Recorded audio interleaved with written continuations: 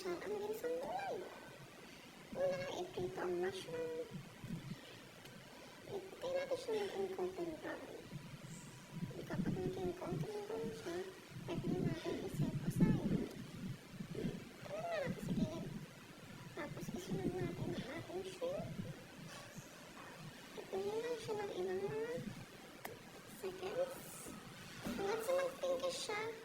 At pwede na natin ulit i-set aside. At the same time, sasatayin natin ang ating onion garlic.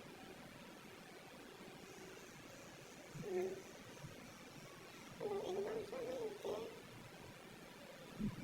Ito na siya may ng minuto. Pag okay na, ilagtag natin ang ating balunan. At isusunod na rin natin ang atay.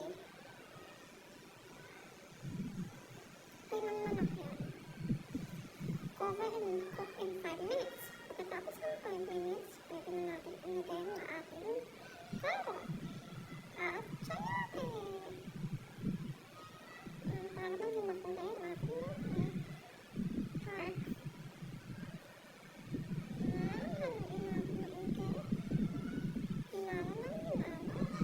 Ilagtag naman natin ang ating bell pepper and green leaves. Haluin ulit. Haluin.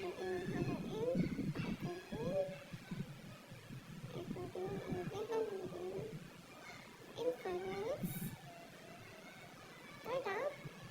Dagdag na rin natin ang ating repolyo. Yan. After that, haluin natin katulad ng pagkahalo na sa'yo. Uy! Yan. Lalo na nga. At ilagay na rin natin ang ating piniritong mushroom. Isunod na rin natin ang piniritong shrimp. Yan, dagdag na rin natin ang ating boiled egg. Dami sa buo.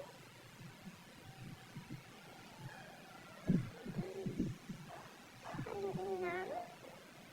Sobrang sarap ito talaga na kaya dapat na lamang subukan. Dagdagan natin ang ating oyster sauce.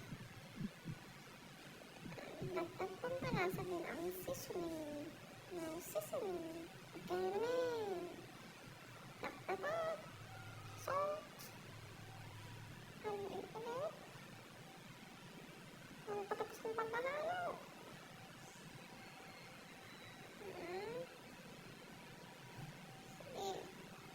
Nor cube. Cover natin. Kaya natin ng ilang minuto ulit. After that, I'm gonna put the slurry.